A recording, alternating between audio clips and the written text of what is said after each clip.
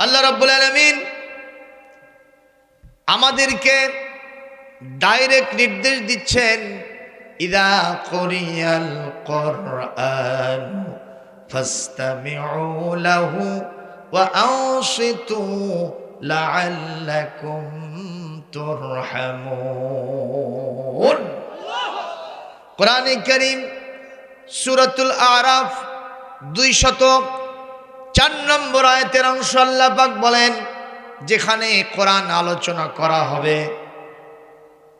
পিনপতন আওয়াজ না করে কোরআনের তেলাওয়াত, কোরআনের আলোচনা শোনার জন্য তোমাদের ভিতরে যাদের নিভু নিভু ইমানের টিম টিম করা বাতি জ্বলতেছে, তোমাদের দায়িত্ব কর্তব্য হলো কান মন দিয়া পরিবেশ তৈরি করে চুপ করে থেকে আমার কোরআনটা তোমাদের শুনতে হবে। যদি শুনতে পারো, দুনিয়া আখিরাতে আমার রহমত বরকত দিয়ে তোমরা মালামাল হয়ে যাবে। জোরে বলুন, ঘোষণাটা কার? আমাদের রহমতের দরকার আছে না নাই? বিশ্বনবী সাল্লাল্লাহু আলাইহি ওয়াসাল্লাম বলেছেন, কাল কিয়ামতের কঠিন ময়দানে একটা মানুষ যদি পাহাড় পরিমাণ আমল নিয়ে আল্লাহর দরবারে উঠে যায়, কিন্তু আল্লাহর রহমত যদি নাজিল না হয়, এ মানুষ জান্নাতে যেতে পারবে না, জাহান্নাম ছাড়া তার কোনো উপায় হবে না। বলেছেন আমাদের নবী মুহাম্মাদুর রাসূলুল্লাহ সাল্লাল্লাহু। ও মুসলমান, সাহাবীগণ জিজ্ঞেস করলেন, হুজুর আপনাকে তো আল্লাহ বলেছেন আমা আরসালনাকা ইল্লা রাহমাতাল লিল, আপনি তো গোটা পৃথিবীবাসীর জন্য রহমত। কিয়ামতে আপনার উপরে আল্লাহর পক্ষ থেকে কি রকম অবস্থা হবে আর আপনি সেখানে কি অবস্থার শিকার হবেন? নবীজি বললেন, যদিও আমি রহমতের নবী, করুণার ছবি, তারপরেও ঘোষণা করছে, শোনো, কাল কিয়ামতে আল্লাহর পক্ষ থেকে আমার প্রতিও যদি রহমত বর্ষণ না হয়, আমি রহমতের নবীও জান্নাতে যেতে পারবো না। জোরে করে আল্লাহু আকবার। আরো জোরে বলেন আল্লাহু আকবার। এ কথার লোড কত, এ কথার কতটা ওজন আপনি একটু খেয়াল করেন, তাহলে রহমতের দরকার আছে না নাই? আজকে আমাদের যুবকদেরকে আমরা কোরআন শোনায়া শোনায়া আমাদের গলা ভেঙে যাচ্ছে, অনেক বক্তা মঞ্চেই মারা যাচ্ছে, হার্ট অ্যাটাক হয়ে একটা বক্তা স্যাংরা থেকে বুড়ো হয়ে যাচ্ছে। কথা বলেন না কেন? কিন্তু যুবকদেরকে আমরা আকৃষ্ট করতে পারছি না, একটাই মাত্র কারণ, এই যুবকরা আজকে আল্লাহ রসুলের চাইতে শয়তানের দিকে সবচাইতে বেশি আকৃষ্ট হয়েছে। তার একটা কারণ হলো আকাশ সংস্কৃতির যুগ আর এই বড় ফোন। জোরে কোন ঠিক কিনা? চিন্তা করেন, কোরআনের আলোচনা এখানে শুনতেছে, আল্লাহ পাক নিজে বলছেন ফাসতামিউ, আমরের সিগা। বড় হুজুর এখানে বসে আছেন, আজকের আপনাদের যিনি সভাপতি মহোদয়, ইনি কি ছোট হুজুর না বড় হুজুর? সবাই বলতে হবে। প্রবীণ আলেমে দিন, ডবল টাইটেল। একটা মাদ্রাসার তিনি সুপারিনটেন্ডেন্ট ছিলেন।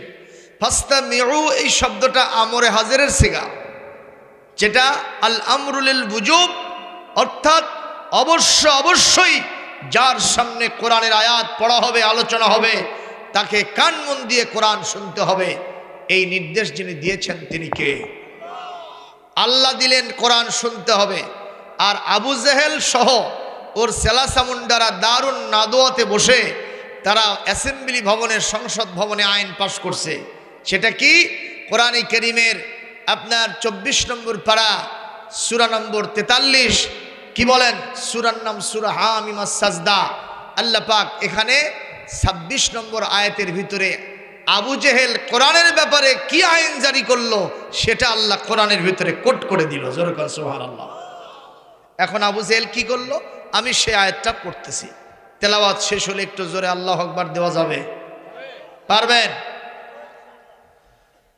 وقال الذين كفروا لا تسمعوا لهذا القرآن والغوا فيه لعلكم يغلبون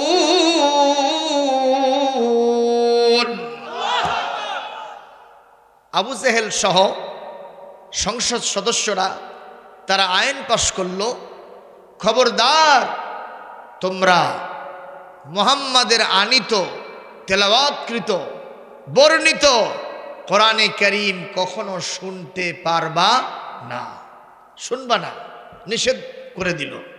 আল্লাহ বললেন কোরআন শোনো, আর আবু জেহেল বলতেছে কথা কয় না। আবু জেহেল কি কয়? তাহলে আল্লাহ যা বললেন আবু জেহেল তার সিধা বলল না সম্পূর্ণ উল্টো বলল? এখন আবু জেহেল তাহলে পাল্লা দিল কার সাথে? আমাদের রবের নাম কি? তার সাথে দিও না পাল্লা, থাকবে না কারো কাল্লা। জোরে কোন সুবহানাল্লাহ। আমাদের রবের নাম কি? তার সাথে দিও না, থাকবে না কারো। কে কে পাল্লা দেবেন হাত তোলেন তো দেখি। এই যে 1 নম্বর এই লোক আল্লাহর সাথে পাল্লা দেবেন।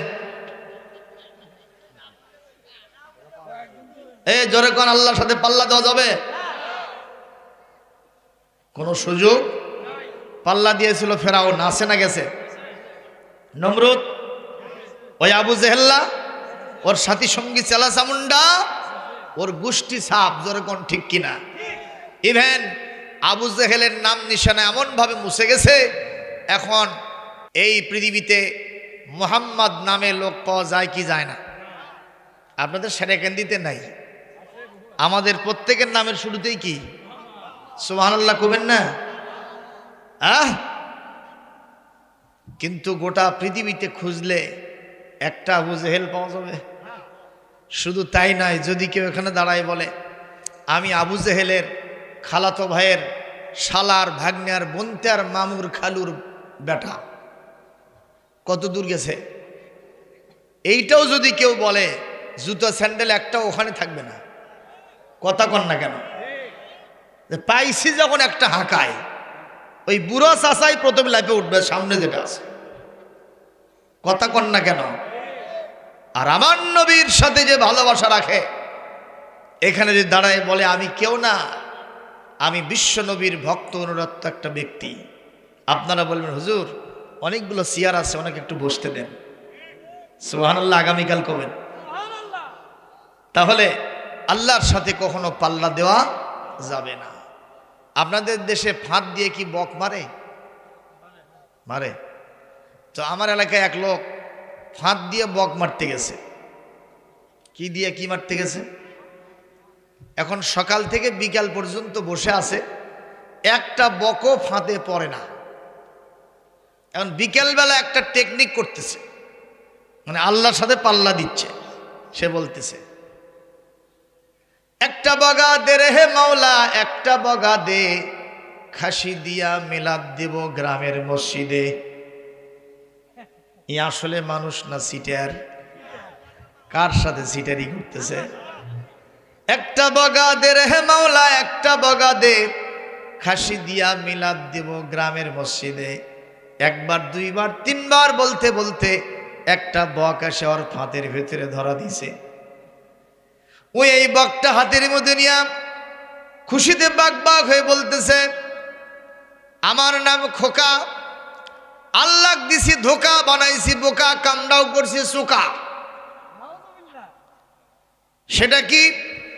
ও আল্লাহ তুমি কেমনি বুঝলাম? 250 গ্রাম ওজনের একটা বক নিয়ে মসজিদে গিয়ে আমি 10 কেজি ওজনের 10,000 টাকা দামের একটা খাসি দিয়ে মিলাদ দিব, এটা কেমনে সম্ভব হয়? কথা কন না কেন? আমার নাম খোকা, আল্লাহ বানাইছি বোকা, দিয়েছি তারে ধোকা, কামড়াও করছি চোকা। আসলে বলেন তো এ পাল্লা দিল কার সাথে? আরো জোরে বলেন। এইবার বিকালবেলা বাড়িতে নিয়ে গিয়ে ওই খেলাধুলো করতেছে আর বকটা নাড়াচাড়া করে। ইন দ্য মিন টাইম আমার আল্লাহ পাক বলেন এই পৃথিবীতে আমি যদি কোনো হিরোকে জিরো বানাতে চাই, আমার কোনো জেনারেল লাগে না, একটা ডানা ভাঙা মশা হলেই যথেষ্ট। ওয়া মা ইয়ালামু জুনুদু রাব্বিকা ইল্লা হু।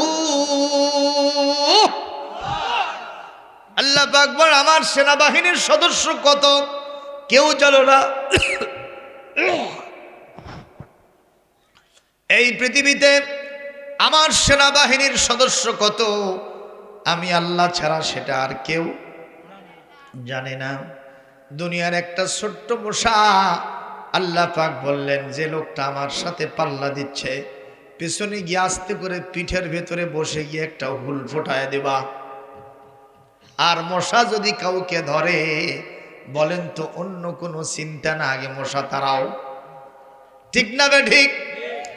এইভাবে বাম হাতের ভিতরে বক নিছে আর ডান হাত দিয়ে মশা তাড়াতে চায়, খালি মশা সরে সরে যায়, হাতের নাগালের ভেতরে আসে না। মশা যদি কামড় দেয় আরাম কি পাওয়া যায়? এইবার চিন্তা করলো হাতের ভিতরে বক আছে না না আছে এটা আমার খেয়াল নাই, আগে মশা তাড়াও। দুই হাত দিয়া যেই না মশা তাড়াতে নিছে বকটা ভুরুত করে উড়িয়া চলে গেছে। একটু জোরে কি আল্লাহু আকবার বলা যায় না? তাহলে আমাদের রবের নাম আল্লাহ, তার সাথে দিও না কেউ পাল্লা, থাকবে না কারো কাল্লা। জোরে কোন সুবহানাল্লাহ। সে আল্লাহর শানে জোরে একটা তাকবীর দেওয়া কি যাবে? আপনাদের সেই বল শক্তি আছে?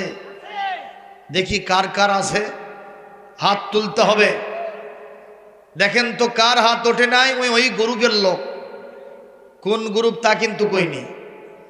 শয়তান গ্রুপ, জোরে কোন ঠিক না বে ঠিক? অথবা আবু জেহেল গ্রুপ, জোরে কোন ঠিক না বে ঠিক? এই মুহূর্তে আল্লাহর নামে জোরে তাকবীর হবে, লিল্লাহে তাকবীর। এটা তো পানসা মার্কা, মুরগি জব করার তাকবীর আর সে জোরে হয়। কথা কন না কেন? হাত তুলতে হবে জোরে সৈন্যর শর্দুলের মতো। যেই স্লোগানের ধ্বনি হযরতে বেলাল রাদিয়াল্লাহু তাআলা আনহু, খাব্বাব, খুবাইব, উমাইয়া কি বলে, সুমাইয়া, আম্মার, ইয়াসার, সুহাইব, রমি, এই সমস্ত রিদওয়ানুল্লাহ তাআলা আলাইহিম আজমাইন যারা এই ধ্বনিকে উচ্চকিত করে গোটা পৃথিবীব্যাপী ইসলামের পতাকা উড্ডীন করেছিলেন, সেই রকম উত্তরসূরি হিসেবে আমরা তাদের সুরে সুর মিলিয়ে বলতে চাই, নারায়ে তাকবীর, লিল্লাহে তাকবীর। আল কোরআনের আলো সারা দুনিয়ায় জালো, কোরআন সুন্নাহ যেখানে, আলেম ওলামা যেখানে, আজকের মাহফিল সফল হোক, সফল হোক। ইহুদিদের কালো হাত, ইসরায়েলের কালো হাত ভেঙে দাও, গুড়িয়ে দাও। শয়তানি শক্তির কালো হাত ভেঙে দাও, গুড়িয়ে দাও। নারায়ে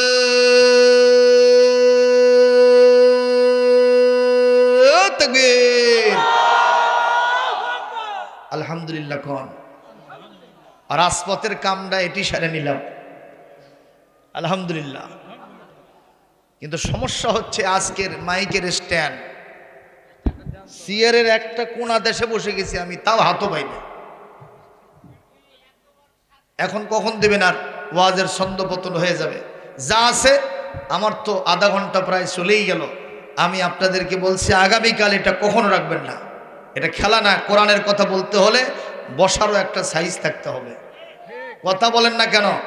মানুষের সামনে কথা বলা আল্লাহর রহমত ছাড়া সম্ভব নয়, একটা পরিবেশ থাকতে হবে। এতদিন ধরে আপনারা মাইকের কাজ করেন, বোঝেন না কোথায় কি দিতে হয়। আখিরাতে শান্তি, মুক্তি, নিরাপত্তার গ্যারান্টি হবে। কে বলেছেন? সেটি হলো আল্লাহ পাক বলছেন, আল্লাযীনা ইম্মাক্কান্নাহুম ফিল আরদে। এই পৃথিবীতে যদি আমি ঈমানদারদেরকে কোথাও প্রতিষ্ঠিত করি, কোথাও যদি তাদেরকে ক্ষমতা দান করি, কোথাও যদি তাদেরকে একটু চেয়ার দান করি, কোথাও যদি তাদের পজিশনটা ভালো করে দেই, তখন তারা 4 দফা কাজ করবে। সুবহানাল্লাহ। কয় দফা? আরো জোরে। 1 নম্বর, সর্বপ্রথম ফার্স্টলি ইনগ্রাল সেশন, সংসদে যাওয়ার পরেই সর্বপ্রথম তারা নামাজের বিল পাশ করবে। আকামুস সালাহ, নামাজ must be compulsory as a whole. সবার জন্য নামাজ বাধ্যতামূলক হবে। চোর ডাকাত, ছিনতাইকারী, বদমাইশ এইসব মানুষদেরকে পরে খুঁজবে, আগে কে কে বেনামাজি আছে গোয়েন্দা বাহিনী তাদেরকে খুঁজতে থাকবে। ভালো হবে না খারাপ হবে? ফজরের আজান হয়ে গেছে। আসসালাতু খায়রুম মিনান নাওম, আসসালাতু খায়রুম মিনান নাওম।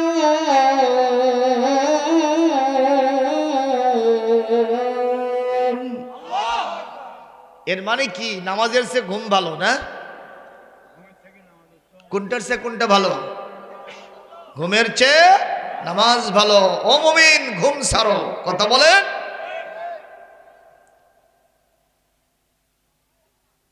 আব্দুল করিমের স্ত্রী বলতেছে, সকিনার বাপ, মসজিদে আজান হয়েছে, নামাজে চলো, নামাজে যাও। এখন শীতের রাত তো, ও শুধু ল্যাপ পেঁচায় পাও দিয়ে, কতক্ষণ না কেন। এক পর্যায়ে আবার এসে ডাক দিছে, ও খালি কয় ও, কিন্তু ওঠে না। তৃতীয়বার এসে যখন ডাক দিছে, ডাক দিয়ে বলতেছে, এ সকিনার বাপ, তুমি কি নামাজে যাবা না 6 মাস জেল খাটবা? ওই 4 হাত পাওলে নাফে উঠছে জেলের ভয়তে। কথা কন না কেন? ধোয়া নাই, মশা নাই, শীতের রাত, এখন অজু গোসল করতে গেলে ঝামেলা আছে না নাই? এখন ওই অবস্থায় জেল থেকে বাঁচার জন্য কাপড় গায়ে দেবে, জুব্বা পরবে, পাঞ্জাবি পরবে। ঘটনা ছিল, ওর বইয়ের পেটিকোট আর ওই জুব্বা এক জায়গা, আন্ধারের মধ্যে জুব্বা গাওয়াত দিতে নিয়ে পেটিকোট গাওয়াত দিয়ে মারছে দৌড়। রাস্তার মধ্যে যে টুপি মাথার দেবে আর পকেট খুঁজে পায় না। এখন চিন্তা করে, কে রে ব্যাপার কি? দেখে যে পেটিকোট। একটু সরে কোন নাউজুবিল্লাহ, আর এক দিক থেকে কোন আল্লাহু আকবার। মেবি এমনটি হতেও পারে। আমি হুজুর সাহেব, আমার শ্বশুর আব্বা একদিন আমার বাসায় আসছে, ফজরের নামাজে শরীক হব। আমি তো ইমামতি করি ফজরের, আলহামদুলিল্লাহ। এখন আমি মাহফিল থেকে গিয়ে ঘুমাইছি, ফজরের আজান হয়ে গেছে। আমি এখন আন্ধারের ভিতরে আমার জুব্বা গাওয়াত দিতে নিয়ে দেখি আমার শ্বশুরেরটা গাওয়াত দিয়ে চলে গেছে। যাইয়া পকেটের মধ্যে আর টুপি খুঁজে পাই না। সম্মানিত ভাইয়েরা, আমি এই কথা কেন বললাম? যখন আইন জারি হবে, নামাজের বিল পাস হবে, তখন লোকেরা এরকম একটা পরিস্থিতির শিকার হতেও পারে। আপনারা বলবেন যে হুজুর, এরা তো তাহলে জেলের ভয়তে নামাজ পড়লো, আল্লাহর ভয়তে তো নামাজ হলো না। আরে মিয়া, আজকে জেলের ভয়তে পড়লো, 7 দিন পর্যন্ত পড়লো, 1 মাস পর্যন্ত পড়লো। বিশ্বনবী বলেন 40 দিন পর্যন্ত যখন সে জামাতে যাবে, জামাতের প্রতি, নামাজের প্রতি তার এত আকর্ষণ হবে, ওরে রিমান্ডে নিলেও জীবন চলে যাবে, কিন্তু নামাজ ছেড়ে দেবে না। একটু জোরে বলতে হবে আল্লাহু আকবার, আরো জোরে বলতে হবে আল্লাহু আকবার। তাহলে এরকম একটা বিল যদি পাশ হয়, ভালো হবে না খারাপ হবে? আমরা প্রধানমন্ত্রী শেখ হাসিনাকে বলবো, আপনি আসেন, চালান, সমস্যা নাই, কিন্তু নামাজের বিলটা পাশ করেন। আপনারা বোধহয় মুসলমান না নাকি? চান না? কথা কন না কেন? তাহলে আমার সাথে কেন সুর মিলালেন না? আপনারা কি মনে করেন নামাজের বিল পাশ হওয়ার দরকার আছে না নাই? জাতীয় সংসদে সামনে যখন তারা আবার আসবে, নতুন করে যখন বসবে, সর্বপ্রথমে নামাজের বিল পাশ হোক। এটা যারা চান, দুহাত তুলে আল্লাহকে দেখা। লিল্লাহে তাকবীর, লিল্লাহে তাকবীর। আল কোরআনের আলো সংসদে জালো, নারে তাকবীর। আলহামদুলিল্লাহ। হাত নামান। আমি কি কোনো দলের পক্ষে বললাম? বললাম কিসের পক্ষে? ইসলামের পক্ষে, আল্লাহর পক্ষে। নামাজ কেউ কখনো ফাঁকি দিবেন না। এই ছোট ছোট শিশুরা আজকে গান গায়, আমরা কিছুই বুঝি না। তারা কি বলে সেখানে একটু শোনেন তো। নামাজকে বলো না কাজ আছে, কাজকে বলো আমার নামাজ আছে। আমার সাথে বলেন না কেন, নামাজকে বলো না কাজ আছে, কাজকে বলো আমার নামাজ আছে। নামাজ বিহীন পরকালে কি জবাব দেবে আল্লাহর কাছে। নামাজকে বলো না কাজ আছে, কাজকে বলো আমার নামাজ আছে। জোরে বলে আমিন। আবার ভাইরা, এইরকম মানের একজন শাসক ছিলেন আমার রাসূলের হাতে গড়া সাহাবী, ইসলামের দ্বিতীয় খলিফা, যার নাম হযরত ওমর রাদিয়াল্লাহু তাআলা আনহু। ওনার সময় 12.5 লক্ষ বর্গ মাইলের রাষ্ট্রপ্রধান তিনি ছিলেন। তার ছিল 12টা আপনার প্রদেশ। কয়টা? 12টা, যার ভিতরে একটা প্রদেশের নাম ছিল হিমসনগর। এই হিমসনগরীর শাসনকর্তা নিযুক্ত করা দরকার। তিনি বললেন, আমার সাহাবীদের ভিতর থেকে হিমসনগরে আমি যাকে নিযুক্তি করব, নিযুক্তি দিব, যাকে নিয়োগ দিব, তার নাম সাঈদ ইবনে আমর আল জুমাহি। এই নামটা উচ্চারণ হওয়াও সারা, সাঈদ ইবনে আমর গড়াগড়ি দিয়ে কান্দাও সারা। ইয়া আমিরাল মুমিনিন, খলিফাতুল মুসলিমিন, যত কথাই বলেন, আমি কিন্তু ওখানে খলিফা, শাসনকর্তা, ওলি আমি ওখানে হব না, গভর্নর আমি হব না, আমার পক্ষে সম্ভব নয়। হযরতে ওমর বললেন, হোয়াট ইজ দ্য কজ, মা হুয়া সবাব, কোন কারণ? উনি বলছেন, আমি চাই আমি মসজিদে বসে শুধুমাত্র তসবিহ টিপব, আল্লাহ আল্লাহ জিকির করব, আল্লাহর স্মরণে শুধু নামাজ পড়ব। আমি ক্ষমতায় থাকা ভালোবাসি না। এ কথা বলাও সারা, হযরত ওমর জবাব দেওয়া সারা। হযরত ওমর বললেন, এই খেলাফতের বিশাল দায়িত্ব আমার কান্দে ঝুলায় দিয়া তোমরা মসজিদের ভিতরে শুধুমাত্র তসবিহ টিপবার, যা ওখানে গজল গাইবা, ওখানে শুধু নামাজ পড়বা, আর জিকির আজকার করবা, দরুদ পড়বা, এইটা কখনো হবে না। আমি রাষ্ট্র পরিচালনা করব, আমার সহযোগী তোমাদেরকে হতেই হবে। আপনারা বলেন, ওমরের চাইতে কি আমরা বড় মুসলমান হইছি? একটু জোরে বলেন। আমাদের চাইতে ওমরের মর্যাদা আল্লাহর কাছে বেশি না কম? আমার নবীজি বলেছেন, আমার পরে পৃথিবীতে কোনো নবী হবে না, যদি কেউ নবী হতো সেটা ওমর হতো। একটু জোরে করে আল্লাহু আকবার। শুধু তাই নয়, আকাশের নক্ষত্রের সমান তারকা যার আছে, তারকার সমান যার নেকি আছে, তিনি হযরত ওমর। দ্বিতীয় নম্বরে পৃথিবীতে যাদেরকে জান্নাতীর ঘোষণা দিয়েছেন আল্লাহর নবী আশারে মুবাশশারা, তার ভিতরে হযরত ওমরের অবস্থান দ্বিতীয় নম্বরে। একটু জোরে বলতে হবে আল্লাহু আকবার। এতগুলি মর্যাদা যেই ওমরের, সেই ওমর যদি বলেন রাষ্ট্রপ্রধান হওয়া দরকার আছে, খেলাফতের আসনে যাওয়া দরকার আছে, কারণ ক্ষমতা ছাড়া মানুষের উপকার 16 আনা করা যায় না। আমরা যারা হুজুর, আমাদের পকেটে আছে খালি আতরের শিশি, কথা কয় না। আমার কাছে যদি কেউ কয়, হুজুর আমাকে না ত্রাণ দেন, আমি আতর বার করে হাত বার করেন, ওই হুজুর কি খুশি থাকবে? এ কথা কন না কেন? যদি কেউ কয় একটা কম্বল দেন, আমি হুজুর চিন্তা করবো, আমার বাড়িতে তো কম্বলের 2টা এখনো অভাব আছে, কারণ ওই বয় বরাদ্দ তো আমার কাছে আসে না। কথা কন না কেন? এই জন্য আমরা দেখতে পাই সমাজে যাদের হাতে কোনো পাওয়ার নাই, তাদের পিছনে একটা পিঁপড়াও নাই। ঠিক না বললে কিন্তু তাও ঠিক, কথা কন, ঠিক বললেও ঠিক, না বললেও ঠিক। এই জন্যে রসুল নিজেও বুঝতেন পাওয়ার ছাড়া কখনো কিছু হয় না। বলবেন হুজুর দলিল আছে? কোরআনে কারীম সূরা বনী ইসরাঈল 15 নম্বর পারা 17 নম্বর সূরা বনী ইসরাঈলের ঠিক 80 অর্থাৎ 80 নম্বর আয়াত আল্লাহ পাক আমার নবীকে ক্ষমতা পাওয়ার জন্য দোয়া শিখাই দিয়েছেন। আমি সেই দোয়াটা করব, শেষ হলে সবাই একটু আল্লাহু আকবার বলবেন। পারা যাবে? হ্যাঁ, শুরু হচ্ছে। أقر رب أدخلني مدخل صدق وأخرجني مخرج صدق واجعل لي من لدنك سلطانا نصيرا।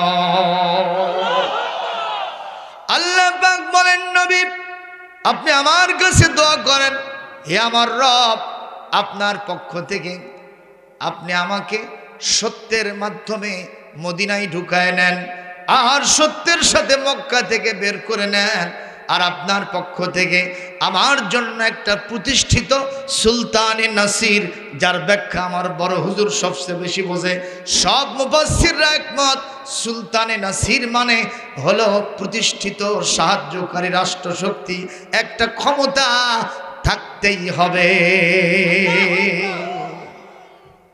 আর আমরা খালি কই, ক্ষমতার কথা শুনলে বাম দিকে থুতু ফেলায়, মনে হয় নবীর চেয়ে বড় হুজুর হয়ে গেছে। ওই একটু আসে না নাই, জোরে কোন আসে না নাই? এই কথাগুলো বলতেছি জন্য আপনারা বোধহয় মন খারাপ করতেছেন। এগুলো কি আসলে রাজনীতি? না, এগুলো হচ্ছে কোরআনের সহি কথা। জোরে কোন সুবহানাল্লাহ। হযরত ওমরের এই কথা শুনে সাঈদ ইবনে আমর তিনি প্রস্তুত হয়ে গেলেন, ঠিক আছে আমি তাহলে রেডি হলাম, আপনি আমার জন্য দোয়া করেন, আমি যেন হিমস নগরীতে গিয়া ওখানে ঠিকমতো গভর্নরের দায়িত্ব পালন করতে পারি। মারহাবা কোন। উনি চলে গেছেন সেখানে। 1 বছর সময় চলে গেছে। কয় বছর? 1 বছর পর হযরত ওমর তিনি মদিনায় বসে আছেন।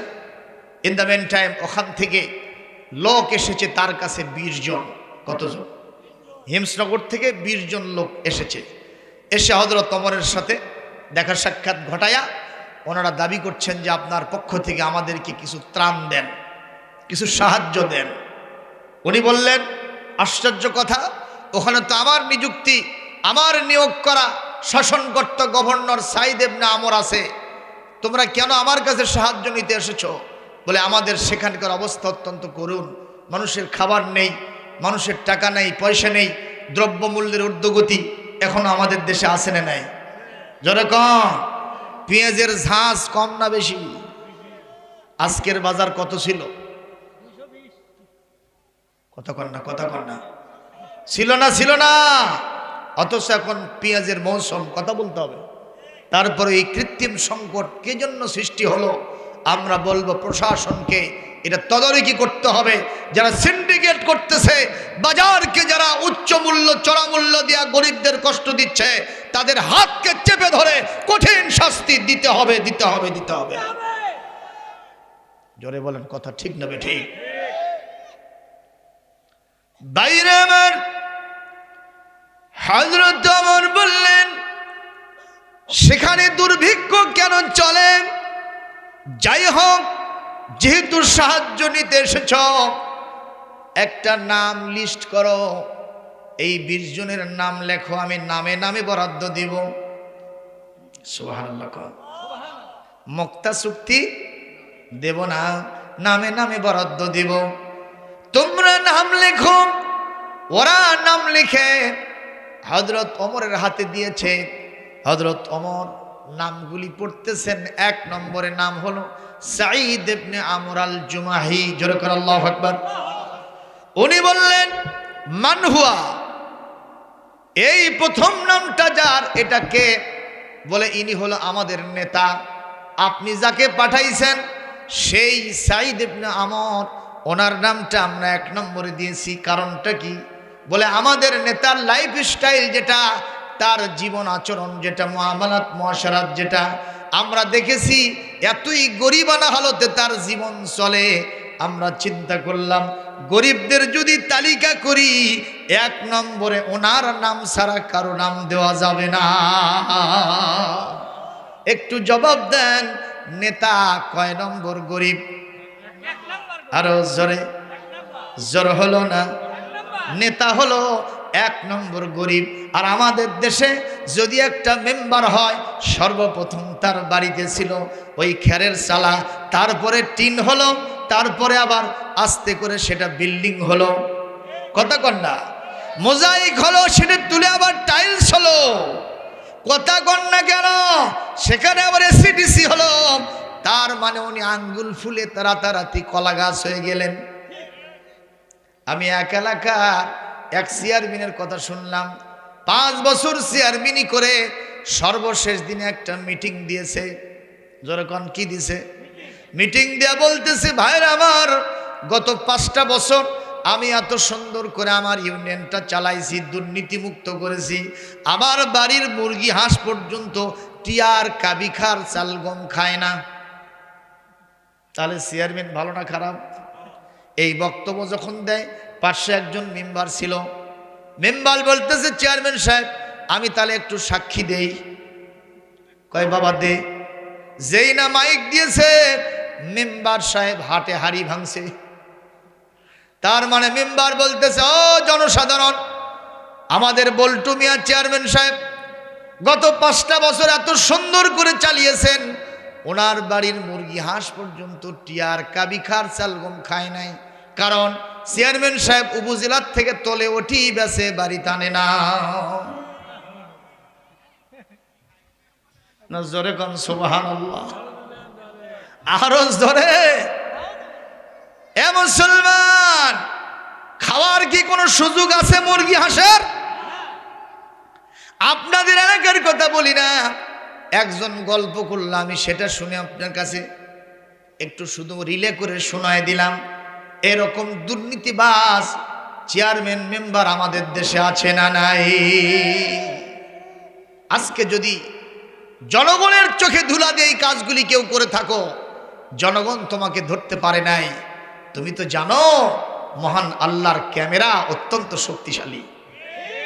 জোরে কোন ঠিক কিনা? আজকে 5,000 10,000 লোকের সামনে তাদের চোখে ধুলা দিয়ে কাম করেছো, কিয়ামতের কঠিন ময়দানে কোটি কোটি জনতা থাকবে, খাশিয়াতান আবসারুহুম তারহাকুহুম যিল্লাহ। সেই দিন আলজ্জার কারণে, শরমের কারণে তাদের চক্ষুগুলি অবনমিত হবে, আর সেই দিন লাঞ্ছনা গঞ্জনা সব কিছু তাকে আষ্টে পৃষ্ঠে ধরে জড়ায় ধরবে এবং তাকে খুঁচিয়ে খুঁচিয়ে ঠেলে ঠেলে দাবরায়া দাবরায়া জাহান্নামে নিক্ষেপ করা হবে। যেরকম ঠিক কিনা? এরা কি ওমরের চরিত্রবান হতে পেরেছে? যেরকম পেরেছে? সাইদ ইবনে আমর কয় নম্বর গরিব? 1 নম্বর। উনি সবার নামে নামে 1000 দিনার স্বর্ণ মুদ্রা দিলেন, কিন্তু সাইদ ইবনে আমরের নামে দিলেন 2000। এটা জোরে করে আল্লাহু আকবার। কয় হাজার দিয়েছেন? 2000। এরা এটা নিয়ে চলে গেছে। কথাগুলো কি শুনতেছেন ভাই? বোঝা যাচ্ছে? চলবে আলোচনা না বন্ধ হবে? আজকে যদি শুধু বসে থাকেন, এমন ওয়াজ হবে বাবা, ভাঙ্গা মন সাঙ্গা হবে ইনশাআল্লাহ। শুনতে রাজি আছেন? আপনারা কি আমার ওয়াজ শুনবেন? যেরকম শুনবেন দেখি, আবার হাত তোলেন তো, কে কে শুনবেন? কারো হাত নিজে থাকলে ওয়াজ হবে না। লিল্লাহে তাকবীর, হাত নামান। প্রিয় উপস্থিতি, এই মুহূর্তে এই লোক, এরা যারা সবাই হিমসনগরী গিয়া হযরতে সাইদ ইবনে আমরের হাতে কয় হাজার দিয়েছে? 2000। যেই না 2000 উনি হাতে পাইছেন, উনি সঙ্গে সঙ্গে পড়তেছেন ইস্তেরজা, ইন্না লিল্লাহি ওয়া ইন্না ইলাইহি রাজিউন। আমাদের দেশের মানুষেরা এই দোয়াটা কখন পড়ে? কেউ যখন মরে যায়, সকালবেলা শুনতেছে ইন্না লিল্লাহি ওয়া ইন্না ইলাইহি রাজিউন, মসজিদের মাইকে সবাই বলতেছে, বারে তাহলে কে মারা গেল, আমরাও আল্লাহর জন্যে তার কাছেই আমরা ফিরে যাব। কথা বলেন না কেন? যেতে হবে কি হবে না? ও তোর গহনা দিন ফু রাইয়া যাবে, গহনা দিন ফু রাইয়া যাবে, যৌবনে লাগবে ভাটি, ওহি না দেখো ডাকিতাছে তোমায় কবরের মাটি। ওহি না দেখো ডাকিতাছে তোমায় কবরের মাটি। সন্ধ্যার আগে ডুববে যে দিন বেলা, এক নিমিষে ভাঙবে তোমার সকল রঙিন মেলা। কাউকে দেবা তুমি ধম করে ভাই, কার মাথায় ভাঙবা লাঠি। ওহি না দেখো ডাকিতাছে তোমায় কবরের মাটি। একটু জোরে কোন আল্লাহু আকবার। কথাগুলো কি সঠিক না ঠিক? সবাইকে চলে যেতে হবে। আর যখন যাব আমার আপনার দেহ কি যেরকম আছে এরকমই থাকবে, থাকবে ভাই। একজন কবি সেইটার দৃশ্য বর্ণনা করেছেন, বলবো কবির কথা। 6 দিন পরে নখ খসে যাবে, কবরের কথা বলেছে। 6 দিন পরে নখ খসে যাবে, 9 দিন পরে চুল। কবর মাঝের সামান নিতে কইরো না কেউ ভুল। কবর জায়গা ভালো নয়, কবর জায়গা ভালো নয়, কবর জায়গা ভালো নয়। আমল দিয়ে কবর গৃহ সাজিয়ে নিতে হয়। 6 দিন পরে নখ খসে যাবে। একটু খেয়াল করেন, যেই শরীরটাকে সুগঠিত করার জন্য মাছ খাই, গোস্ত খাই, এই শীতের সময় ভ্যাজলিন মেরিল ব্যবহার করি, কথা কন না কেন? এতটুকুন আঘাত সহ্য করতে পারি না, সেটার কি দৃশ্য। 6 দিন পরে নখ খসে যাবে, 9 দিন পরে চুল। কবর মাঝের সামান নিতে কইরো না কেউ ভুল। কবর জায়গা ভালো নয়, কবর জায়গা ভালো নয়, কবর জায়গা ভালো নয়। আমল দিয়ে কবর গৃহ সাজিয়ে নিতে হয়। 17 দিনে পেট ফেটে শেষ, পোকার খাদ্য হবে। 17 দিনে পেট ফেটে শেষ, পোকার খাদ্য হবে। 60 দিন পরে গোশ থাকবে না, কঙ্কাল পরে রবে। 17 দিনে পেট ফেটে শেষ, পোকার খাদ্য হবে। 60 দিন পরে গোশ থাকবে না, কঙ্কাল পরে রবে।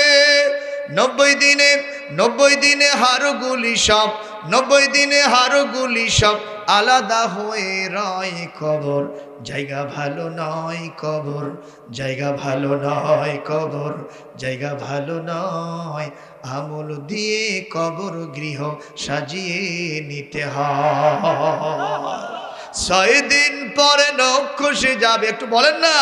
6 দিন পরে নখ খসে যাবে, 9 দিন পরে চুল। কবর গাহের সামান নিতে কইরো না কেউ ভুল। কবর জায়গা ভালো নয়, কবর জায়গা ভালো নয়, কবর জায়গা ভালো নয়। আমল দিয়ে কবর গৃহ সাজিয়ে নিতে হয়। সুতরাং সেই কবরের প্রস্তুতি গ্রহণ করার দরকার আছে না নাই? আগামীকাল থেকে নামাজ কি পড়া যাবে? সবাই বলেন, সবাই বলেন। আপনাদের এই ময়দানে আগে কি হতো? এই একজনের মনে আছে, আর সবগুলো কি মনে ভুলে গেছেন? মেলা হতো, আর সেখানে এক ঝাঁক ডানা কাটা পড়ি উলঙ্গ হয়ে নাচানাচি করতো। এই ঠিক হলো না কেন? কথা বলেন না কেন? হয়তো কি হয়তো না? আপনাদেরকে আমি কোরআন হাতে রেখে বলছি, 100% নাম্বার দিয়ে দিলাম। কারণ আল্লাহ পাক তার নবীর শানে কোরআনের ভিতরে বলেছেন, এক জায়গা 2 জায়গা না, 3 জায়গা 4 জায়গায় বলেছেন। সেটা কি? তেলাওয়াত শেষ হবে, জোরে আল্লাহু আকবার বলবেন, পারবেন? নবীর সেই দায়িত্ব আপনারা পালন করেছেন। সেটা কি? বিসমিল্লাহির রহমানির রহিম। হুয়াল্লাযী আরসালা রাসূলাহু বিল হুদা ওয়া দীনিল হক ودين الحق ليظهره على الدين كله وكفى بالله شهيدا ولو كرهَ المشركون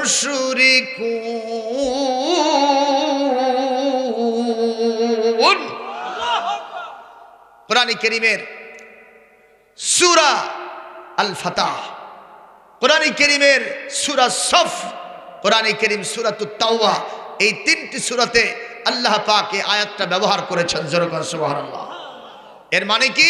তিনি সেই মহান সত্তা যিনি তার রসুলকে দ্বীনে হক সত্য জীবন ব্যবস্থা দিয়ে তার রসুলকে এই পৃথিবীতে পাঠিয়েছেন। জোরে বলুন সুবহানাল্লাহ। আরসাল রাসূলাহু বিল হুদা, হেদায়েত এবং সত্য দ্বীন জীবন ব্যবস্থা দিয়ে পৃথিবীতে পাঠিয়েছেন। কারণ কি?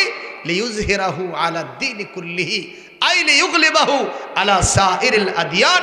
তাফসীরে জালালাইন শরীফের ভিতরে আসছে, পৃথিবীতে যত মতাদর্শ আছে, কার্ল মার্কসেরটা বলেন, লেনিনেরটা বলেন, মাও তসে-তুংয়েরটা বলেন, হেগেলেরটা বলেন, সমাজতন্ত্র, পুঁজিবাদ, ধর্মনিরপেক্ষ মতবাদ, জাতীয়তাবাদ সহ যাবতীয় মতবাদের উপরে ইসলামকে প্রতিষ্ঠিত করার জন্য, বিজয়ী করার জন্য আল্লাহ পাক তার রাসূলকে পাঠাইছেন। সুবহানাল্লাহ। তাহলে এই জায়গাতে আগে হতো শয়তানের আড্ডা। কতক্ষণ আল্লাহ রাসূল আসছিলেন শয়তানের আড্ডাকে উঠাইয়া দিয়া সেখানে আমার আল্লাহর আড্ডা প্রতিষ্ঠিত করা। আপনারা সেটাই করেছেন। একটু জোরে মারহাবা দেন, আল্লাহু আকবার বলেন। আমি আপনাদেরকে বলবো, এই প্রোগ্রাম কি বন্ধ হয়ে যাবে? বরং আমরা তো বগুড়ার বক্তা, ভবিষ্যতে আপনারা আন্তর্জাতিক খ্যাতিসম্পন্ন বক্তাদেরকে নিয়ে আসবেন। হাজার হাজার লক্ষ লক্ষ লোক তাদের কথা শুনবে এই ময়দানে বসে। আল্লাহর নিজাম কায়েম হবে, শয়তান পরাজিত হবে। রাজি থাকলে এক হাত তুলে আল্লাহকে দেখান, লিল্লাহে তাকবীর, লিল্লাহে তাকবীর। শয়তানের কালো হাত ভেঙে দাও, গুড়িয়ে দাও, লিল্লাহে তাকবীর। কষ্ট হচ্ছে আপনাদের? সাঈদ ইবনে আমর আল জুমাহি রাদিয়াল্লাহু তাআলা আনহু তিনি কি পড়েছেন? ইন্না লিল্লাহি ওয়া ইন্না ইলাইহি রাজিউন। কখন পড়লেন? যখন তার হাতে কয় হাজার টাকা আসলো? 2000 টাকা আসলো। এই যেই না উনি ইন্না লিল্লাহ পড়ছেন, ওনার বউ ভেতর থেকে শুনছে। ওনার বউ জানে যে মানুষ বিপদে পড়লে এই দোয়াটা পড়া লাগে। উনি দৌড়ে এসে বলছেন, প্রাণের স্বামী, কোনো বিপদ হয়েছে নাকি? কি হয়েছে বলেন তো? আমি শুনেছি আপনার প্রতিনিধি দল আমিরুল মুমিনিন হযরত ওমরের কাছে গিয়েছিলেন। তারা কি কোনো ওমরের বিপদ সংবাদ আপনার কাছে শোনালো? কি হয়েছে বলুন না কেন? উনি বলছে, দেখো, ওমরের বিপদ, আমার বিপদ, তোমার বিপদের চাইতে সবচেয়ে বড় বিপদ আমার মাথার উপরে চাপছে। কি সেটা? বলে, এই যে দেখো 2000 দিনার স্বর্ণ মুদ্রা, আমি এটা কোথায় রাখবো? আমি এটা নিয়ে বড় চিন্তায় পড়ে গেছি। আমাদের বিবিরা হলে কি বলতো? যে তোমার যদি থোয়ার জায়গা না থাকে আমাকে দাও। কথা কয় না? আর সাঈদ ইবনে আমরের বিবি বলছেন, এ সাঈদ, এই টাকা নিয়ে আপনাকে কোনো চিন্তা করতে হবে না। বলে, কেন? আমি একজন আপনার অর্ধাঙ্গিনী।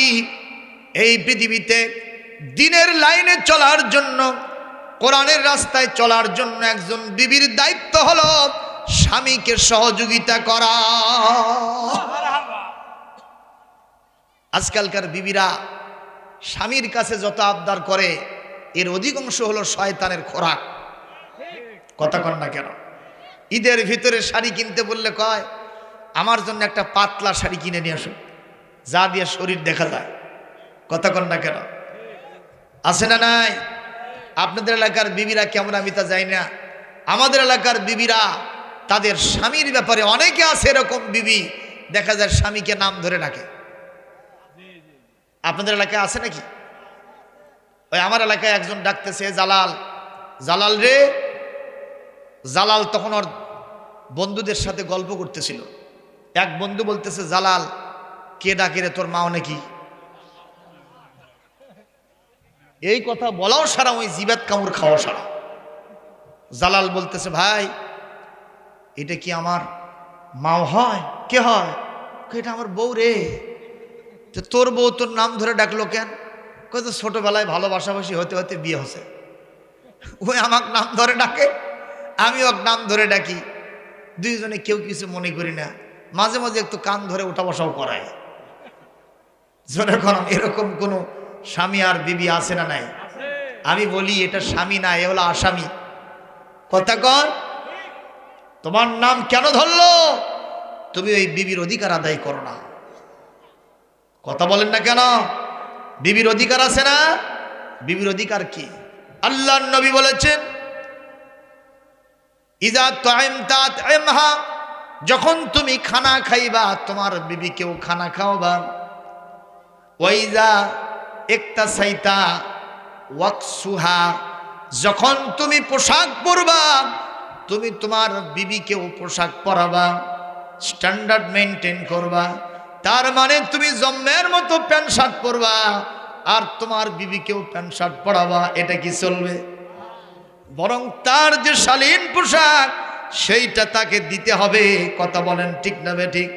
মেয়েদের জন্য যে পোশাকটা আল্লাহর নবী সুন্নত হিসেবে দিয়েছেন, কোরআনে কারীমে আল্লাহ রাব্বুল আলামিন সূরা আন-নূরের ভিতরে এক জায়গায় নয়, দুই জায়গা নয়, সব জায়গায় পর্দার কথা আছে না নাই?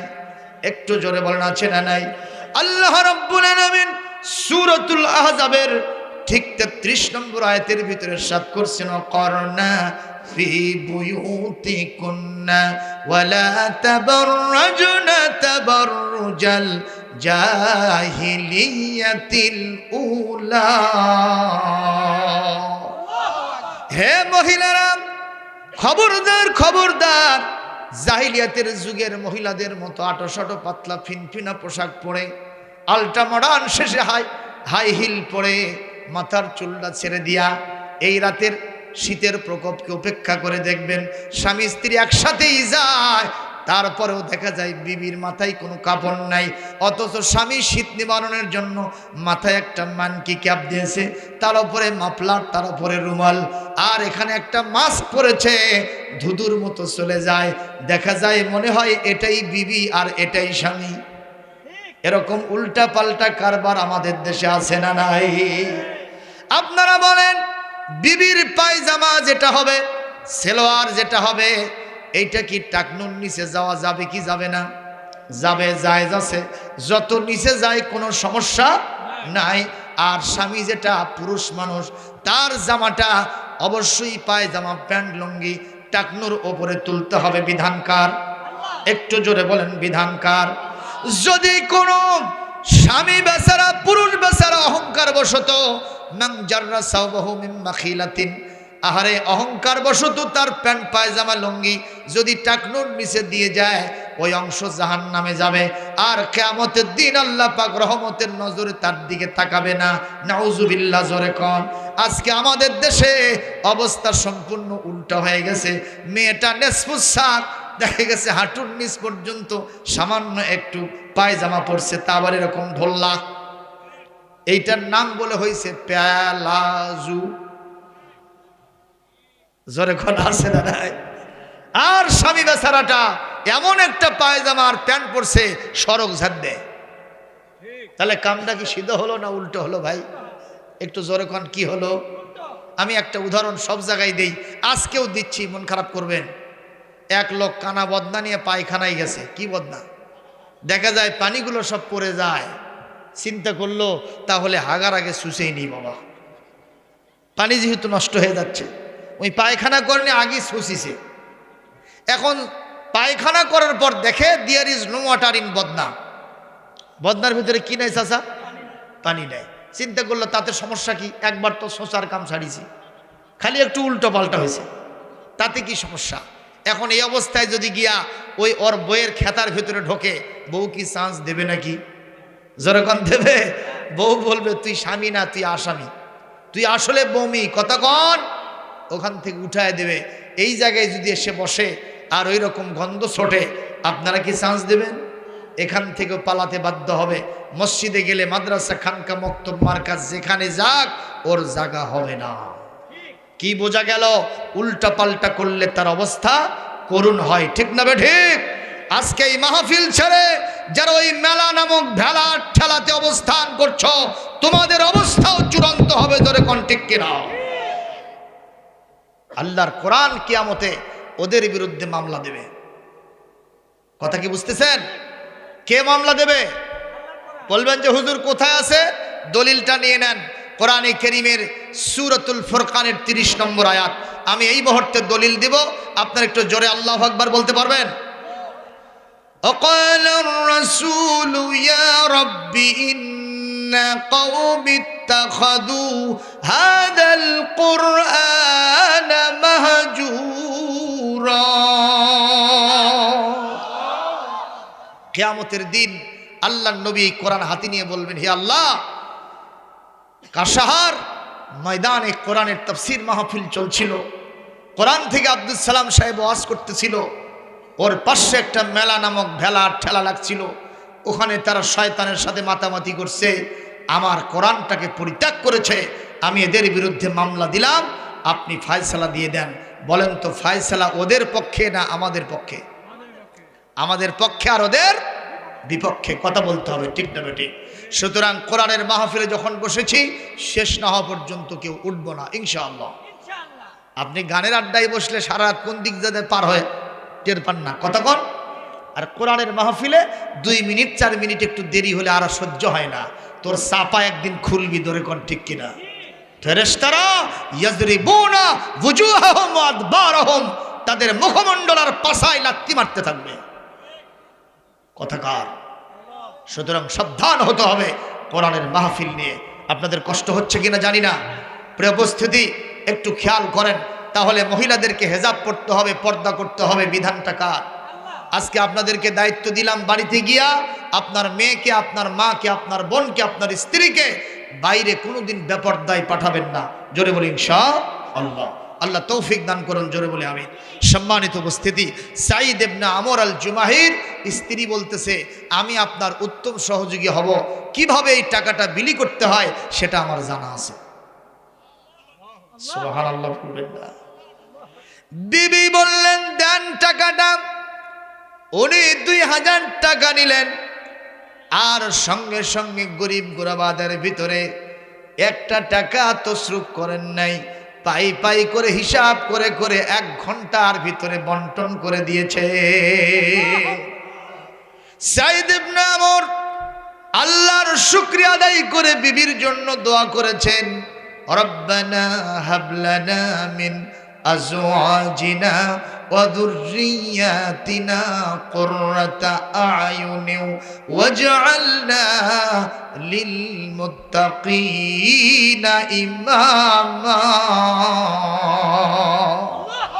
কোরআনে কারীম সূরাতুল ফুরকান 74 নম্বর আয়াত। এই দোয়াটা যদি করেন, আপনার ছেলে আপনার আনুগত্যশীল হবে, আপনার বিবি শুধু বিবি নয়, আস্ত জান্নাতি হুর পরি আপনার ঘরের ভিতরে ধরা দেবে। এই দোয়া আমরা জানি। শুধু বাপ মার জন্য দোয়া করবেন না। আমি গত বছর ওয়াজ করেছিলাম, এই যে আপনাদের সারেকান্দি না, ওই যে হাট ফুলবাড়ি আছে নাকি, কত দূর এখান থেকে? এটা ওই রোডে না? হ্যাঁ, হাট ফুলবাড়ির পাশে, উত্তর পাশে গ্রামটা, ওখানে ওয়াজ করতেছিলাম। তো এক মহিলা মা কিংবা বোন, উনি একটা সিডি লিখছে আমার কাছে, হুজুর আপনারা ওয়াজ মাহফিলে বসেই শুধুমাত্র বলেন যে আপনারা বাপ মার সেবা করবেন, বাপ মার সেবা করবেন। হুজুর বাপ মার কি কোনো দায়িত্ব নাই সন্তানদের সেবা করার? মানে উনি আমার কাছে প্রশ্ন করছে। তা আমি তখন বললাম, বোন, কোরআন শরীফ সম্পর্কে জ্ঞান কম থাকার কারণে আপনি প্রশ্ন করেছেন। আল্লাহ পাক কোরআনে কারীমে ব্যালেন্স করেছেন, সমতা বিধান করেছেন। সুবহানাল্লাহ। আল্লাহ বলছেন বাপ মার জন্য দোয়া করো। সেই দোয়াটা কি? রব্বিরহামহুমা কামা রাব্বায়ানি সগীরা। এটা কার জন্য দোয়া? বাপ মার জন্য। আবার অপর পক্ষে সূরা ফুরকানে যেটা আমি এখনই পড়লাম, এটা হলো সন্তান সন্ততি আর বিবির জন্য দোয়া। একটু জোরে কোন মারহাবা। আজকাল আমরা বিবির জন্য দোয়া করি না, সন্তানদেরকে ভালো করার জন্য চেষ্টা করি না। বাপের চরিত্র যেমন, ছেলের চরিত্র তার চেয়ে আরো বেশি খারাপ। এক লোক আমের বাগান দিছে, যেরকম কিসের বাগান? আম গাছে গেছে দেখার জন্য। যায় দেখে একটা ছেলে আম গাছে চড়ছে একটা বস্তা নিয়ে, ও পারতেছে আর বস্তা ভরাচ্ছে। এই লোকটা তো আশ্চর্য, কথা কি রে, আমি আজ পর্যন্ত আম পারি নাই, হুজুরদেরকে দিয়ে একটু জিয়ারত টিয়ারত করে নেব, সেটাও হয় নাই, আর এই ছেলেটা চড়ছে। বাবা নাম তো, তুই নাম, তোর আজ খবর আছে, তোর বাপের কাছে বিচার দিতে যাব। এই ছেলেটা খালি মিটমিট করে হাসে। কে বাবা হাসিস কে রে? আমার বাপের কাছে নিয়ে যাওয়ার জন্য। কোথায় যাবেন? বাড়িতে নিয়ে যাবো। বাড়ির যাওয়া লাগবে না। কে? আমার বাপ ওই গাছত চড়ছে। একটু জোরে নাউজুবিল্লাহ দিবেন না? এই লোকটা গাছের নিচে বসে খালি মাথা ঠুকায় আর কয়, হাই রে, বিচার দেবো কার কাছে? বাপও চোর, বেটাও চোর। জোরে কন ঠিক না বে ঠিক? এই জাতীয় সন্তান কি আমরা চাই?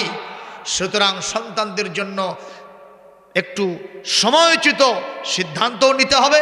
সর্বপ্রথম তার মুখে কোরআন তুলে দিতে হবে, পাশাপাশি আল্লাহর কাছে তাহাজ্জুদের নামাজ, 5 ওয়াক্ত নামাজের সন্তান সন্ততি বিবির জন্য দোয়া করে নিজের চোখ দিয়া পানি বের করে বুক আর দাড়ি বুক সব ভিজায় ফেলতে হবে। জোরে কোন আমিন। আরো জোরে বলেন আমিন। এইবার হযরত ওমর কিছুদিন পর সিদ্ধান্ত নিলেন, আমি হিমস নগরীতে যাব। সাঈদ ইবনে আমর আল জুমাহি সেখানে কি দায়িত্ব পালন করে, সেখানে কেন দুর্ভিক্ষ হয়, আমি সরেজমিনে গিয়া সেখানে ইনকোয়ারি করব, তদন্ত করে দেখব। উনি কিছুদিন পর চলে গেলেন হিমস নগরীতে। এত বড় অর্ধেক পৃথিবীর শাসক, তার সাথে কোনো বাহিনী নাই। মারহাবা কোন? ওনার বাহিনী কে নিযুক্ত করে দিয়েছেন? আল্লাহ নিজেই। উনি চলে গেছেন ছদ্মবেশ ধারণ করে হিমস নগরীতে। যাওয়ার পরে হিমস নগরীর গেটেতে কিছু মানুষকে তিনি দেখলেন। দেখার পরে তিনি জিজ্ঞাসা করলেন, এ হিমস নগরের লোকেরা, তোমরা কি এই এলাকার লোক? বলে হ্যাঁ। তোমাদের এখানে শাসনকর্তা কে? বলে সাঈদ ইবনে আমর, আমিরুল মুমিনিন, খলিফাতুল মুসলিমিন হযরত ওমর তাদেরকে এখানে নিযুক্ত দিয়েছেন। মারহাবা কোন? তাকে এখানে নিয়োগ করে দিয়েছেন। বলে তোমাদের নেতাটা কেমন? হযরত ওমর দেখলেন ওখানে দল হয়েছে 2টা। জোরে কোন কয়টা? এক দলের সংখ্যা বেশি, আর এক দলের জনসংখ্যা একটু কম। লোকবল একটাতে বেশি আর একটাতে কম। হযরত ওমর বললেন, বলো তো তোমাদের নেতার অবস্থা কি? যারা বেশি সংখ্যক তাদেরকে বললেন। ওরা বলতেছে, ওমর, আমাদের যে নেতা উনি তো ওমরকে আগে চিনতে পারে নাই। উনি বলছেন, আপনি কি? আপনাকে তো চিনলাম না। তবে আমাদের এখানে যিনি শাসন করতে হয়েছেন সাঈদ ইবনে আমর, তার বিরুদ্ধে আমাদের অন্তত 4টা অভিযোগ আছে। জোরে কোন কয়টা? 4টা অভিযোগ আছে। এই 4টা অভিযোগ আমরা নিয়ে রেডি হয়ে আছি। যদি কোনোদিন ওমরকে পাই, আমরা তার কাছে এটা পেশ করব। বলেন তো, যার সামনে কথা বলে তিনি কে?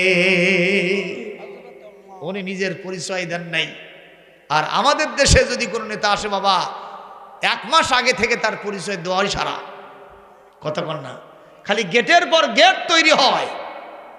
নেতা আসবে ঢাকা থেকে, শেরপুর থেকে গেট তৈরি বগুড়া পর্যন্ত। কথা কন না কেন? হাজার হাজার লক্ষ লক্ষ টাকা তসরুপ হয়ে যায়।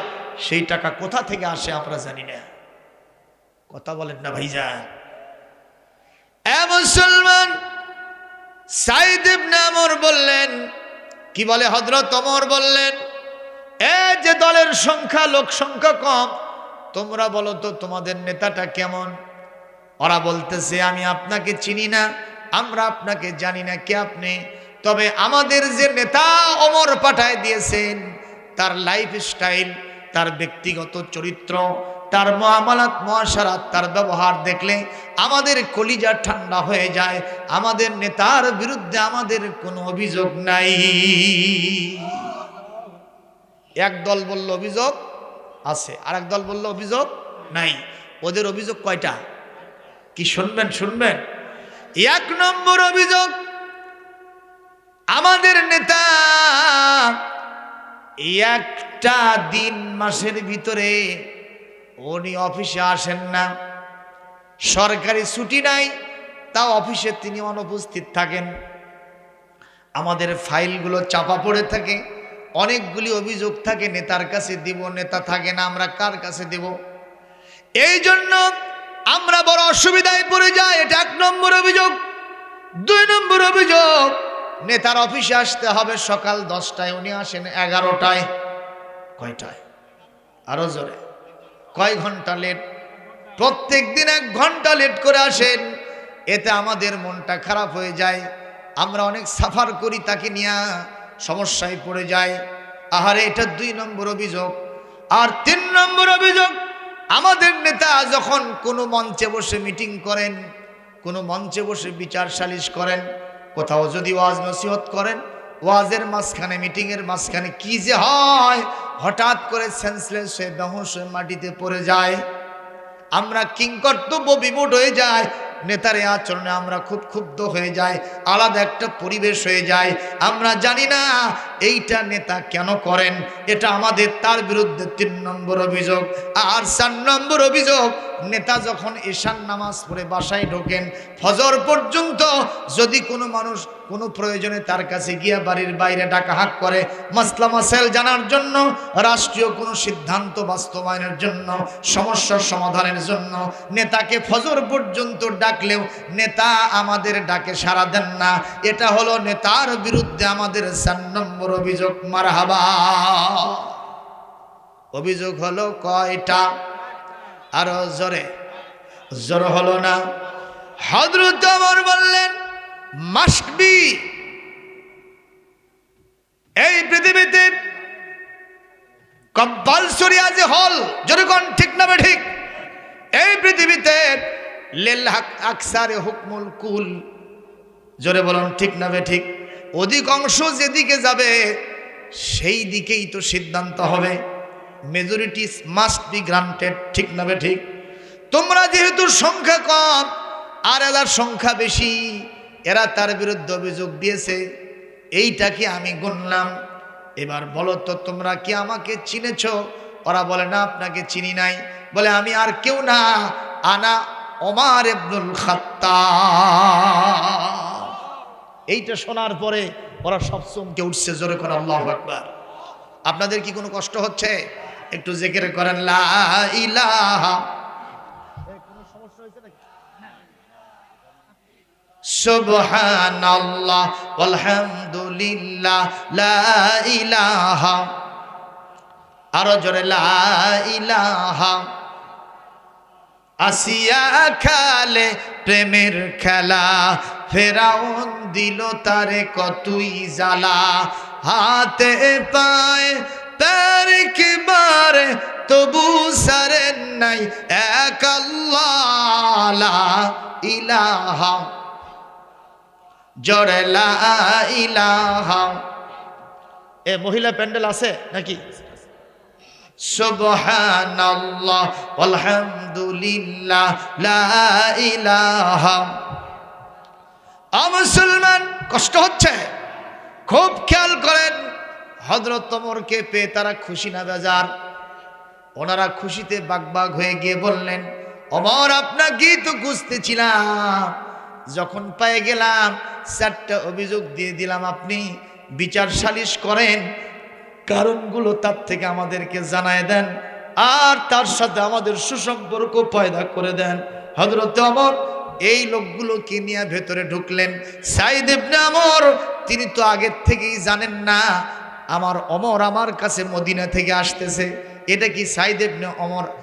হযরত ওমর কি আগে এরকম টেলিফোন করে বলছেন? চিঠিপত্র দেন নাই?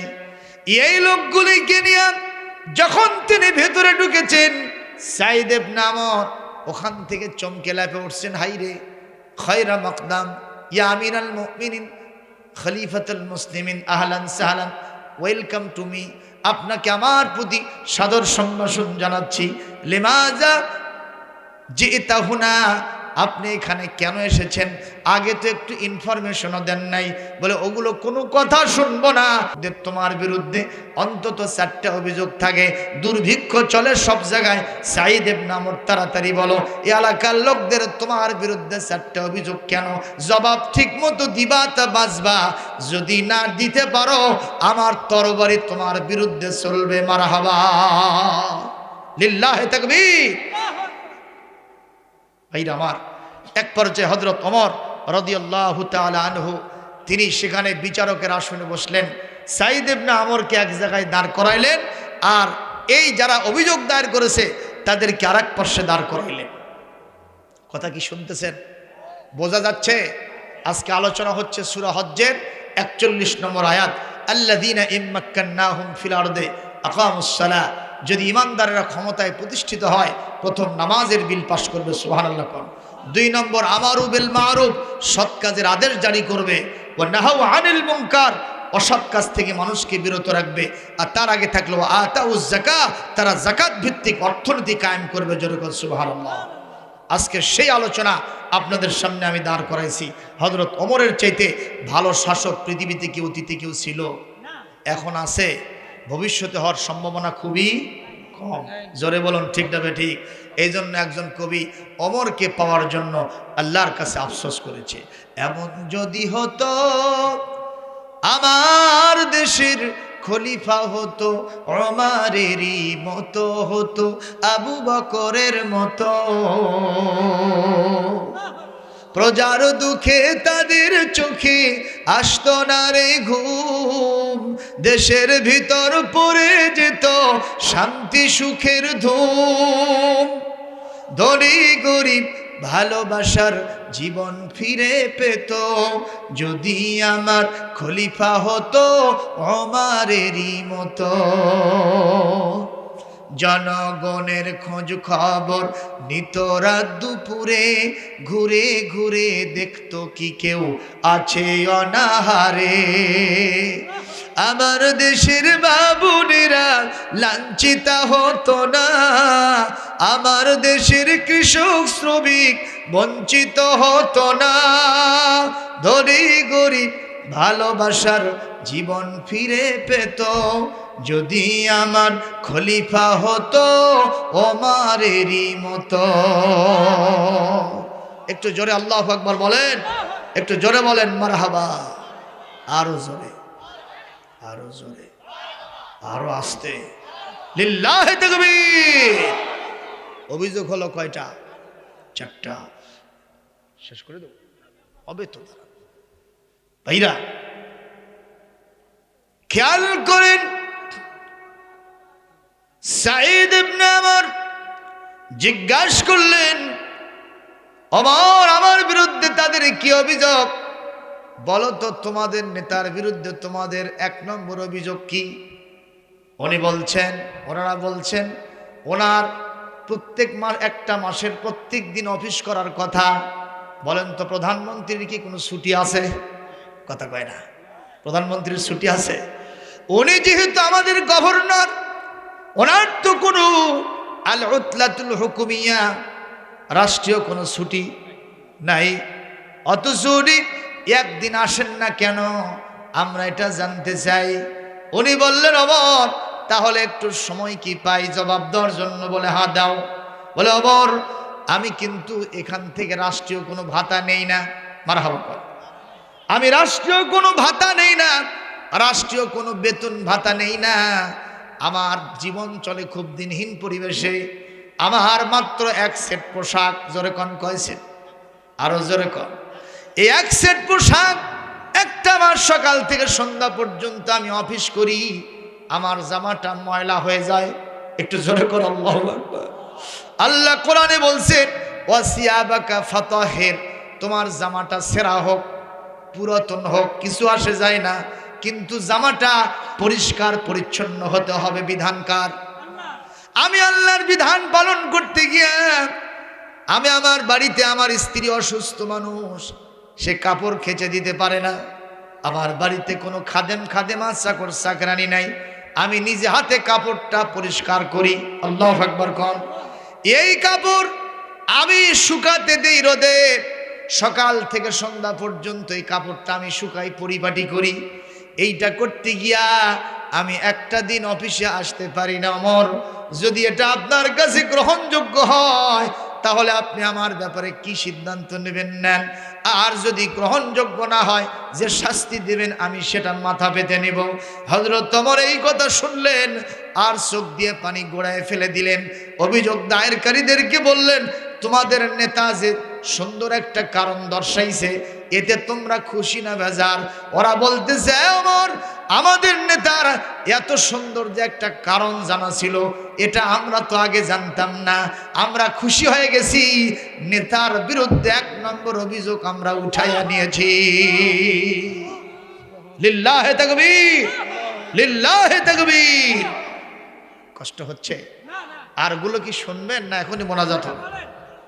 মুসলমান ভাইরা, আপনারা কি মনে করেন এই মাহফিলটা প্রতি বছর হোক? চান আপনারা?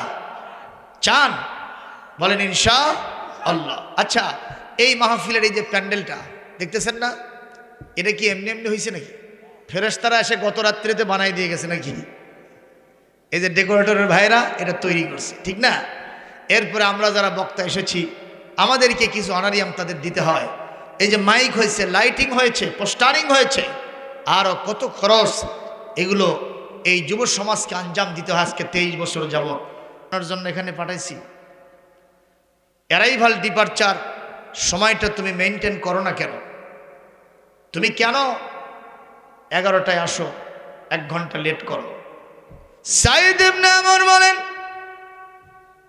আমিরুল মুমিনিন খলিফাতুল মুসলিমিন ওমর, আমি আপনাকে আগেই বলেছি, আমি রাষ্ট্রীয় কোনো ভাতা নেই না, আমি সরকারি কোনো বেতন ভাতা নেই না, আমার পরিবারটা চলে দিনহীন পরিবেশে, আমি অত্যন্ত গরিব মানুষ, আমার বিবি অসুস্থ মানুষ, আমার বাড়িতে কোনো খাদেমা নাই, চাকর চাকরানি নাই। এ আমিরুল মুমিনিন খলিফাতুল মুসলিমিন, আমি প্রত্যেক দিন সকালবেলা ঘুম থেকে উঠে ফজর সালাত পড়ি, সুবহানাল্লাহ। এরপরে আমি বাসায় ফিরে কোরআন তেলাওয়াত করি, এরপরে আমার বিবিকে পরিপাটি করি। বিবি অসুস্থ মানুষ, বিছানায় পড়ে থাকে, তার সেবা যত্ন আমার নিজেকেই করতে হয়। মারহাবা কোন? এরকম স্বামী খুব কমই পাওয়া যায়, বরং বিবিদের সেবা স্বামীরা নয়, স্বামীরা কখনো বিবির সেবা করে, কিন্তু করার দরকার আছে না নাই? কোরআনে কারীম সূরা বাকারা 228 নম্বর আয়াত, ওয়ালাহুন্না মিসলুল্লাযী আলাইহিন্না বিল মা'রুফ ওয়ালিররিজালি আলাইহিন্না দারাজা ওয়াল্লাহু আজিজুন হাকীম। আল্লাহ পাক বলেন, স্বামী স্ত্রীর অধিকার সমান, আর 1 গুণ মর্যাদা স্বামীকে বিবির উপরে যিনি বাড়িয়ে দিয়েছেন তিনি কে? মুসলমান, কষ্ট হচ্ছে, শেষ করে দিব। এ আমিরুল মুমিনিন খলিফাতুল মুসলিমিন ওমর, আমার মাত্র 1 সেট পোশাক, যেটা আগেই বলেছি, আমার বিবি অসুস্থ মানুষ, আমি তাকে উঠায় দিয়া, আমি তাকে সুন্দর করে পরিষ্কার পরিচ্ছন্ন পায়খানা প্রসাব সাফ করে, তাকে আস্তে করে বিছানার ভিতরে শোয়ায় দিয়া, আমার সন্তানদেরকে পরিপাটি করে, এরপরে নিজেই তরকারি কেটে কুটে নিয়া, রান্না বান্না রুটি সেকে নিয়া, আমি আমার বিবিকে খাওয়াই, আর সন্তানদেরকে মুখে উঠায় দিয়া, আমি তাদেরকে পাঠশালায় পাঠায় দিয়া, তারপরে অফিসে আসতে গিয়া বেশি না 1টা ঘন্টার সময় আমার লেট হয়ে যায়। যদি এই কারণটা আমার গ্রহণযোগ্য হয়, তাহলে আপনি আমাকে ছেড়ে দিবেন, আর যদি গ্রহণযোগ্য না হয়, যে শাস্তি দিবেন সেইটা আমি মাথা পেতে নিব। জোরে কোন মারহাবা। আপনাদের কাছে তার কারণটা কি গ্রহণযোগ্য না অগ্রহণযোগ্য? একটু জোরে কোন না কেন? উনি বললেন, এই অভিযোগ দায়েরকারীরা, তোমাদের নেতা যে জবাব দিয়েছে তোমরা খুশি না বেজার? ওরা বলল, এত সুন্দর একটা কারণ ব্যাখ্যা দিয়েছেন, এতে আমাদের কলিজা ঠান্ডা, নেতার বিরুদ্ধে লাগবে না ডান্ডা। জোরে কোন মারহাবা।